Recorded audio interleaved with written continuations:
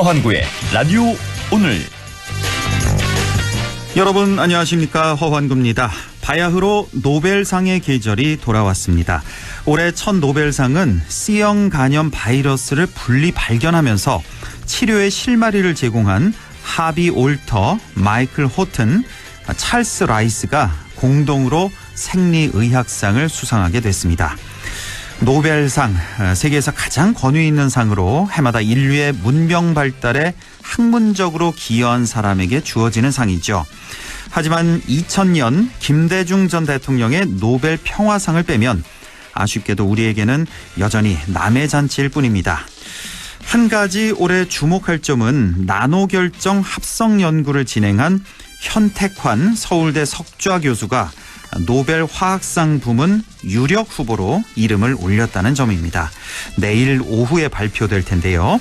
우리나라 최초로 노벨 화학상을 수상하게 된다면 더없이 반가운 일이겠죠. 우리 국격을 한껏 드높일 희소식이 꼭 좀 들려왔으면 좋겠습니다. 10월 6일 화요일 라디오 오늘 광고 듣고 시작합니다. 지원이가 좋아하는 돼지고기? 부드럽고 잡내 없고 고원돈 암돼지 풍미 가득 살살 녹는 그만 고원돈 암돼지. 고원돈 암돼지 아니면 안 되지. 무공해 고원돈 암돼지. 배우 손예진이에요. 드라마 속 여자 주인공이 식사하던 그 키친, 남자 주인공이 샤워하던 그 바스. 알고 보면 영림 제품인 거 아세요? 도어 잘하는 영림이니까 키친바스도 엄청 예쁜 거 있죠. 영림을 만나면 일상이 드라마가 된다. 영림 키친바스. 자, 따라해보세요. 이카운트 ERP 4만원 회계관리, 이카운트 ERP 4만원 재고관리, 이카운트 ERP 4만원 생산관리. 사업 성공 함께해요. 이카운트 카운트 ERP의 모든 기능을 월 4만원에 드립니다. 이카운트. 가입비 부가세 별도. 안녕하세요, 이진욱입니다. 누군가에겐 충전이, 누군가에겐 힐링이 필요한 지금, 더욱 새로워진 아메리칸 픽업 트럭 콜로라도와 함께 나만의 시간을 가져보세요. 파워풀한 312 출력, 압도적 공간 활용성, 리어뉴 콜로라도 출시. 웰컴 투 콜로라도. Chevrolet, find new roads. BBIG, 배터리 바이오 인터넷 게임. BBIG, 배터리 바이오 인터넷 게임. 타이거 BBIG, K-뉴딜 ETF. 이름은 길어도 핵심 종목들로만 완벽하게 압축된 ETF가 생겼다. 그런 게 어디? 미래 에셋 타이거 ETF. 원금 손실에 유의하세요. 하고 싶은 거 멈추지 마. 좋아하는 거 멈추지 마. 관절 내 인생을 멈추지 마. 뉴마스터. 관절에 강력히 흡수되어 염증 스타. 인생은 논스타. 관절엔 뉴마스터. 부착 케어. 삼양 바이오팜. 마운티아 윤계상입니다. 입으면 덥고 벗으면 추운 계절, 옷 고를 때마다 어려우시죠? 그렇다고 이 좋은 계절을 마다할 수 없죠. 아침 저녁 쌀쌀할 때마다, 가볍고 부드러운 옷이 필요할 때마다 마운티아 플리스. 그럼 나가볼까요? 마음 가는 대로 마운티아. 네, 라디오 오늘 화요일 순서 시작합니다. 1부 한 주간의 시사 이슈 알아보는 최영일의 시사 따라잡기 준비되어 있고요. 2부 이슈 오늘에서는 봉화 영풍 석포제련소의 조업정지가 또다시 연기됐습니다. 조업정지 행정처분에 대한 판단을 12월로 연기하기로 한 건데요. 잠시 후 영풍 석포제련소 공동대책위원회 김수동 상임공동대표 연결해서 자세히 얘기 들어보겠습니다. 이어서 안동 MBC 창사 50주년 6.25 전쟁 70주년 특별기획 라디오 드라마 낙동강 전선이 계속됩니다. 라디오 오늘 생방송 놓치신 분들 유튜브로도 다시 들으실 수 있습니다. 많은 애청 바랍니다. 네, 시사 따라잡기 시작합니다. 오늘도 최영일 시사평론가와 함께하죠. 안녕하십니까? 네, 안녕하세요. 예, 오늘 이슈 키워드 강경화 남편, 국정감사, 공무원 아들 편지, BTS 병역 특례로 잡아봤습니다. 네. 오늘도 진도를 좀 빨리 나가야 될 것 같습니다. 그래야 되겠네요. 자, 그 전에요. 잠깐만요. 좀 여쭤볼게. 네. 트럼프 대통령 있잖아요. 사실 네네네. 우리 추석 연휴 때 확진 소식 듣고도 뭐 놀라긴 했습니다만 예. 더 놀라운 게 확진 3일 만에 퇴원했다는 게 네네. 사실 우리 상식으로는 이 코로나 확진이 되면 보통 기본적으로 한 3, 4주 정도는 왜 음압병상 이런 데서 왜 집중 치료하잖아요. 네. 그리고 나서도 또 뭐 상당 기간 또 격리를 하고.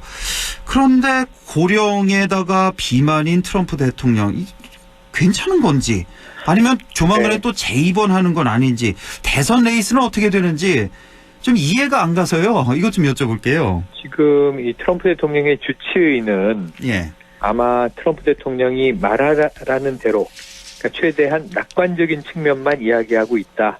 본인도 일부 그런 이야기를 토로했어요. 예. 부정적인 측면은 분명히 이제 이번 주말이 고비가 될 것이다. 이런 이야기도 했습니다. 예. 지금 말씀하신 대로 경증이라 하더라도 확진자라고 우리가 부르지만 환자잖아요. 예. 그럼요. 감염이 된 거니까 예. 기본 2주는 격리 치료고요. 예. 무증상이어도 2주는 격리 치료입니다. 그렇죠. 그런데 지금 이게 3일 동안 입원해 있다가 백악관으로 돌아간다. 그럼 또 많은 사람을 접촉해야 되는데 할 수밖에 없죠. 네. 예, 근데 백악관이 지금 트럼프 대통령 내외 확진 이전에 줄 확진이 이어지다가 예. 트럼프 대통령 확진되고 그 이후에도 백악관 대변인 등 관계자들이 또 확진이 나오고 있어요. 예. 지금 이제 이 문제의 감염 경로를 어떻게 보고 있냐면 이 베럿 연방대법관 지명자 이 지명식을 하면서 예. 뭐 이제 허그하고 그러니까 미국식 포옹을 하고 지금 이제 막 방역 수칙은 어겨진 것으로 확인이 됐거든요. 예. 여기가 좀 위험해 보인다. 혹시 슈퍼전파 행사가 아니었겠는가 이런 이제 의구심을 받고 있는데 예. 확진자가 계속 나오고 있고 심지어는 대선 캠프에 이 컨트롤 타워 역할을 하는 인물도 또 확진이 돼서 나 곧 대선판으로 돌아가겠다 이런 의지를 가지고 지금 한 달도 안 남은 대선 때문에 좀 박차를 가하는 느낌이긴 한데요. 예. 문제는 지금 트럼프 대통령은 바이러스가 나오고 있는 상황이라는 겁니다. 다만 일단 긴급하게 좀 너무 짧은 시간에 많은 약을 맞은 것 같아요. 그러니까 뭐 렘데시비르도 맞고 덱사메타손이라는 것도 맞았다면서요. 이건 아주 중증 환자에게 투여하는 거라면서요. 중증 환자의 치명률을 낮추기 위해서 다른 방법을 쓸 게 없을 때 이 약이 이제 에볼라 바이러스 때 잘 들었던 효능 있는 약인데 예. 이것도 이제 미국이 믿게 FDA의 승인을 받은 약은 아닙니다.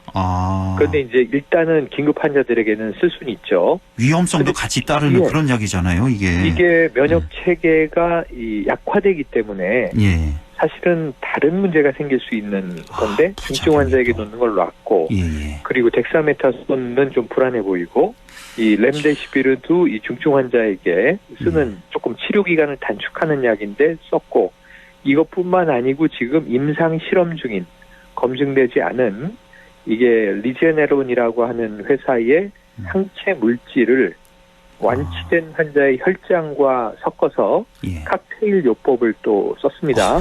그러니까 4월 동안 이제 거의 뭐 중한약을 다 맞았어요. 이래도 되는 건지 모르겠어요. 그래서 이게 의료 전문가들은 이 렘데시비르 같은 경우도 5일 간격으로 2번 주사하게 돼 있는데 지금 사흘 이내에 이걸 다 맞았다면 처방도 어겨진 것이다. 그래서 지금 이제 뭐 자동차 타고 카프레이드 타고 그러지 않았습니까? 그러니까요. 이게 월터 리드 병원이 미국 최고의 이제 군 병원인데 이렇게 내과 의사가 아예 그냥 이 트럼프 대통령한테 미친 짓이다 이렇게 표현하기도 했어요. 그러니까요. 왜 안 그렇겠습니까? 그런데 백악관으로 돌아가서 지금 뭐 이게 격리 치료를 이제 앞으로 2주를 채운다면 모르겠지만 또 대선 관계자 만나서 보고 받고 업무 지시하고 이제 트럼프 대통령의 성격상 이 대선 이 총괄 지휘를 하게 되면 어쩌면 앞으로 조 바이든 후보가 좀 앞서 있지 않습니까? 한 뭐 지금 현재 시점으로는 10%포인트 정도 앞서가는데 이걸 따라잡겠다고 무리수를 두다가 오는 주말을 고비로 다음 주까지는 어쨌든 증상이 있는 기간인데 더 위험해질 수도 있다. 이게 조마조마 바라보는 게 의료 전문가들의 중론입니다. 참 그러고 보니까 대선이 오늘로 꼭 4주가 남았네요. 뭐 마음이 뭐 급하긴 하겠지만 이 사람 생명이 먼저 중요한 게 아닌가 하는 생각도 좀 들고요. 자, 진도 좀 나가보죠. 빨리 좀 가야 될 것 같은데 강경화 외교부 장관의 남편 출국 문제 아주 시끌시끌합니다. 전체적으로 뭐 어떻게 보십니까? 이 문제? 우선은 이게 강경화 장관 입장이 아주 곤혹스럽습니다. 네. 기자들 질문에 지금 이제 미국에 있는데 계속 통화를 나누고 있다는 거고요. 소통하고 있습니다. 이렇게 얘기했고 국민들께는 너무 송구스럽습니다. 근데 이 교수 지금 이일병 연세대 명예교수인데요. 예. 그 남편이 본인도 굉장히 당혹하고 있다. 이렇게까지 무리가 빚어질지 몰랐다. 예. 그런데 이제 두 가지가 충돌 중이에요. 하나는 이게 뭐 서방 세계 외국이면은 개인주의가 발달해 있으니까 예. 아니 이게 공직자야 부인이 장관이지 남편이 뭐 범죄를 저지른 게 아니라면 또는 공직을 남용한 게 아니라면 이게 무슨 상관이냐. 그렇죠. 그런데 예. 한국 사회의 특성은 가족 때문에 곤욕을 치르죠. 한번 과거부터 생각해 보면 이제 정몽준 후보가 이 아들이 인터넷 공간에 이 국민들이 미개인이다 이렇게 썼다. 기억나요. 서울시장 후보를 사퇴한 일이 있었고요. 맞아요. 예. 또 과거에 고승덕 서울시 교육감 후보자가 그 따님이 이혼하고 엄마와 사는데 우리 아버지는 교육감 자격이 없습니다 해가지고 딸아 미안하다까지 했는데 결국은 이제 낙마했고요.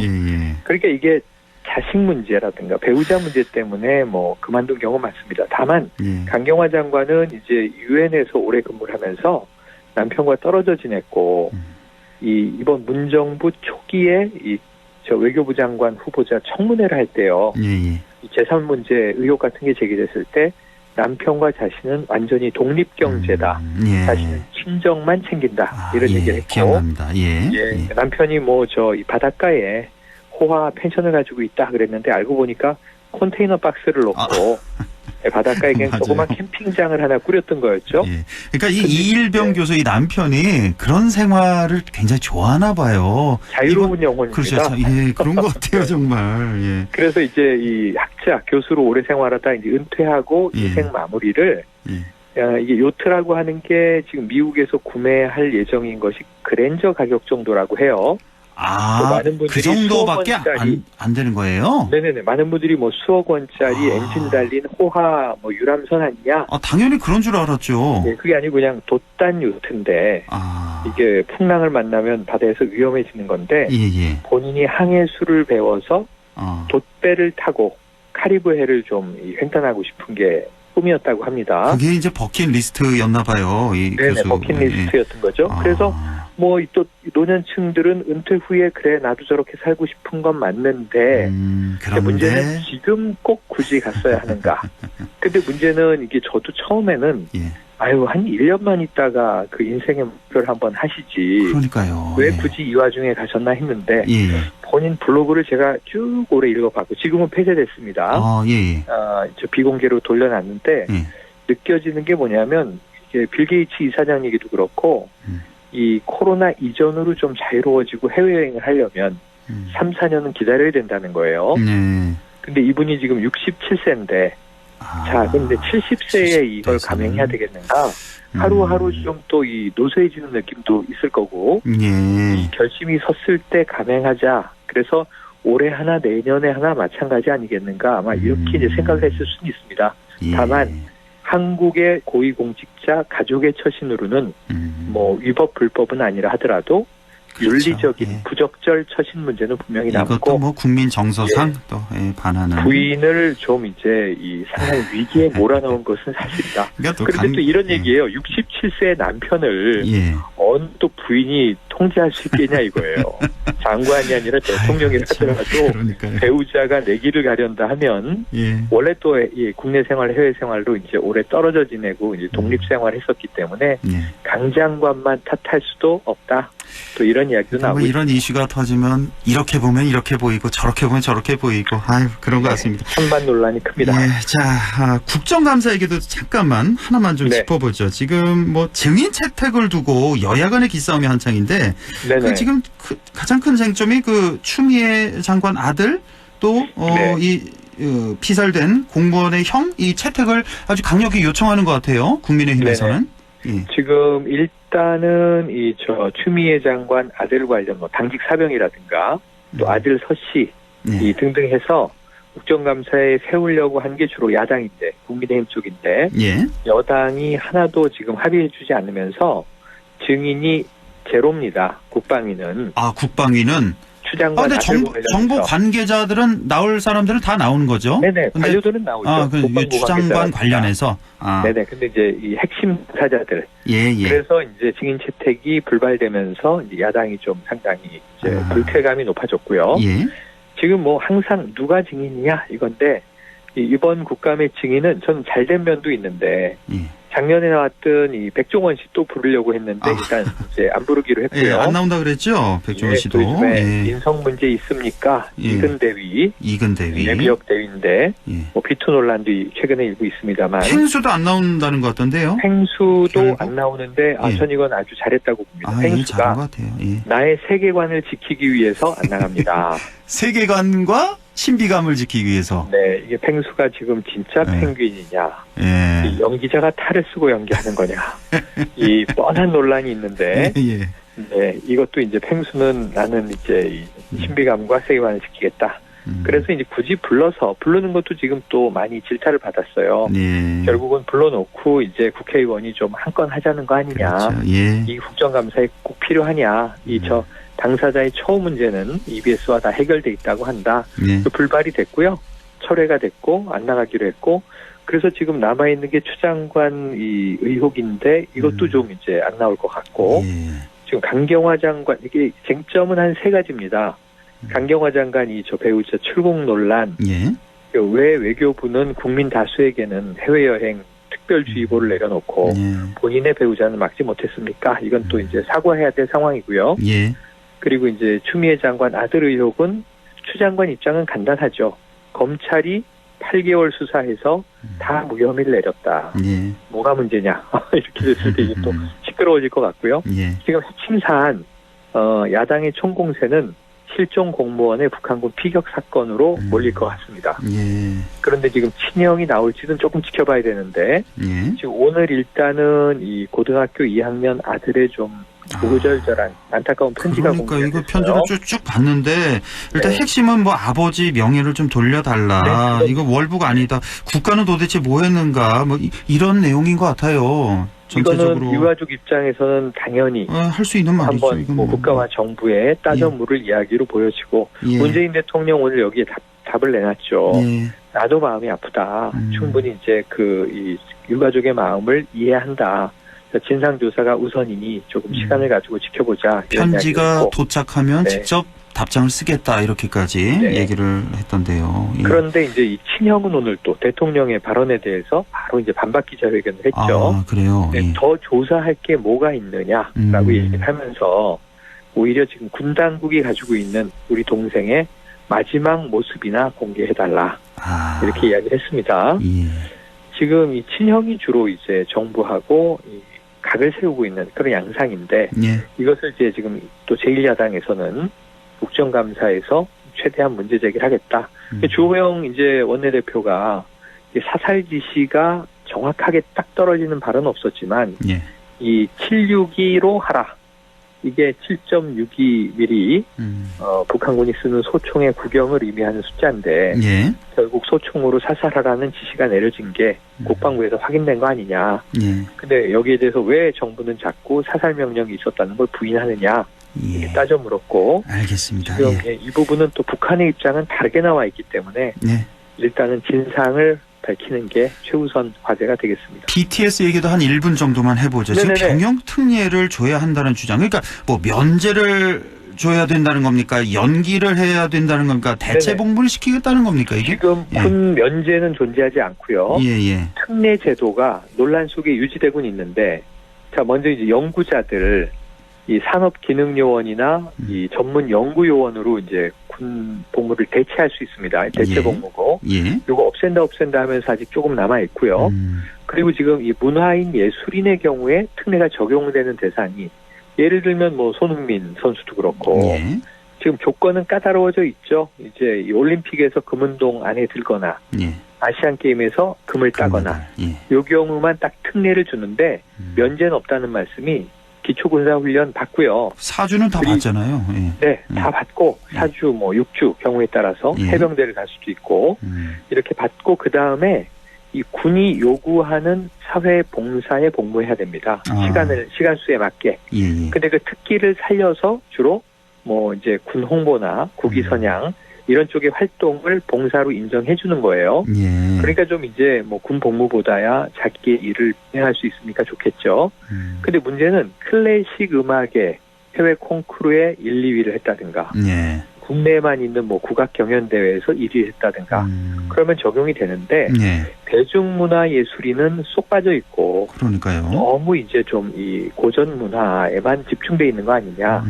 이 빌보드에 지금 이제 빌보드 100 차트 1위를 몇 주째 하고 있다고 하는 것은 이 어마어마한 일이긴 하죠. 그럼요. 예. 그래서 대중문화 예술로 국위 선양을 더 많이 한 경우는 왜 특례를 적용하지 않느냐. 이게 이제 민주당 노웅래 의원이 개정 발의하겠다는 주장이에요. 이건 예전부터 있어 왔어요. 근데 BTS가 드디어 이제 군에 갈 상황이 이제 내년부터 닥쳐오는 겁니다. 그러니까 뭐 내년 말이라면서요. 예. 한 1년 남았네요. 같은 당 내에 지금 박성민 청년 최고위원이 예. 요즘에 이제 이낙연 그 대표의 이제 지명으로 최고위원 역할이 됐는데 대학교 4학년이죠. 예. 근데 좀 이견을 냈어요. 뭐냐면 팬들도 그렇고 BTS는 군대를 가겠다고 한다. 왜 자꾸 제3자들이 난리냐. 그러니까요. 본인들의 의사에 맡겨둬라. 이것도 또 이제 정답에 가까운 말이어서 예, 알겠습니다. 본인도 사실은 뭐 일하고 싶은 생각이 더 클 수 있겠습니다만 예. 이 특례제도의 적용 여부는 사회적 여론이 한번 제가 보기엔 조만간 나올 것 같습니다. 알겠습니다. 오늘 말씀 잘 들었습니다. 최영일 시사평론가였습니다. 고맙습니다. 네, 고맙습니다. 네, 라디오 오늘 잠시 후 2부에서 뵙겠습니다.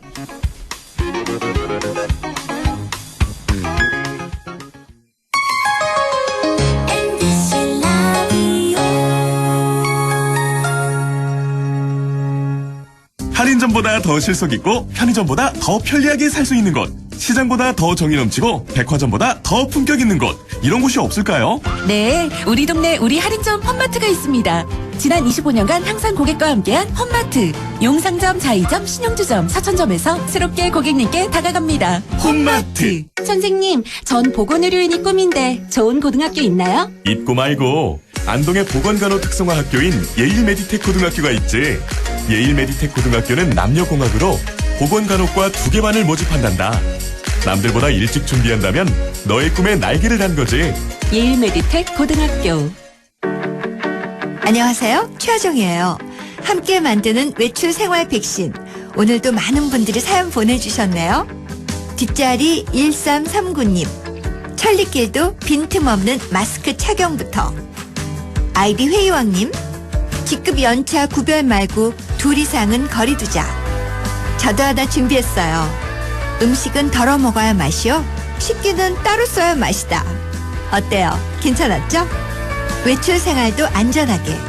우리들의 생활 습관 하나하나가 안전을 지키는 백신 아닐까요? 공익광고협의회.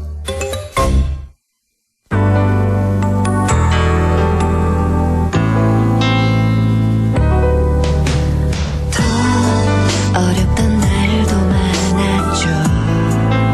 우리 함께 한다면 따스함을 느껴요. 사랑이 있어요. 소중한 꿈을 이뤄봐요. 우리 함께 여기 있으니 감동과 사랑 있는 MBC 라디오 문화방송 100.1 MBC 라디오.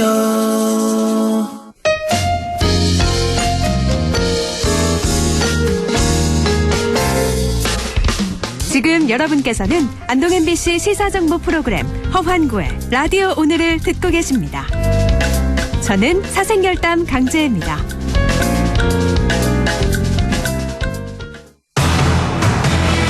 네, 6시 29분 24초 지나고 있습니다. 이슈 오늘 시작하죠.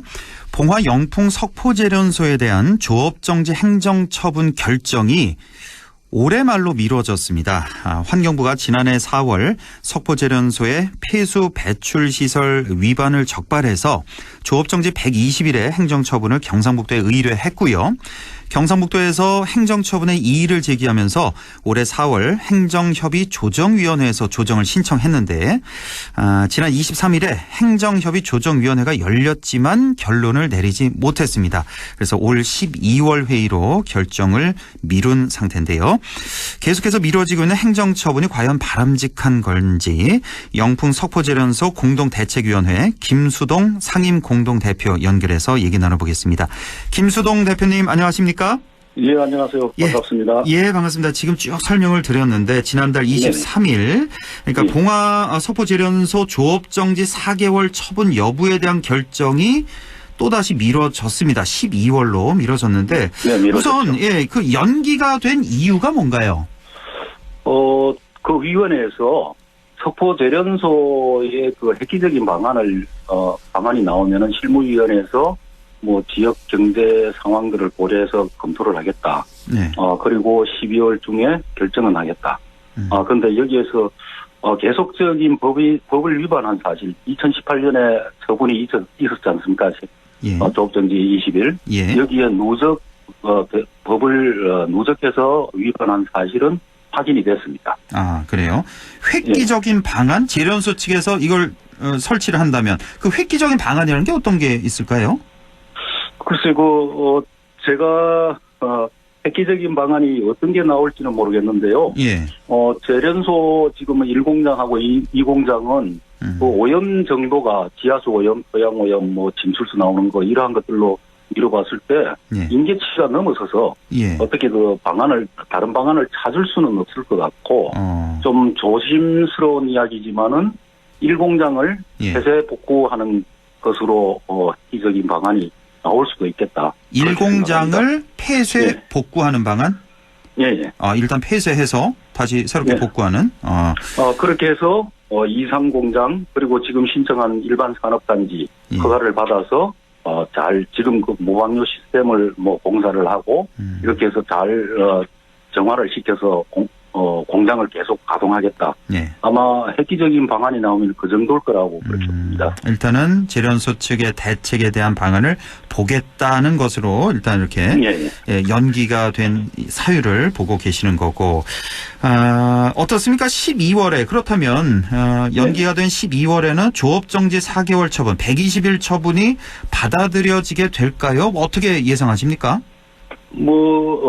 누적 위반 사항은 확인이 됐으니까 이걸 처음서부터 없던 걸로 할 수는 없을 것 같고 아마 조업정지 기간을 좀 조정을 할 수는 있지 않겠나. 그래서 결국 그 조업정지 결정은 날 수밖에 없다라고 보여집니다. 그러니까 12월에서 또 미뤄지지는 않겠죠.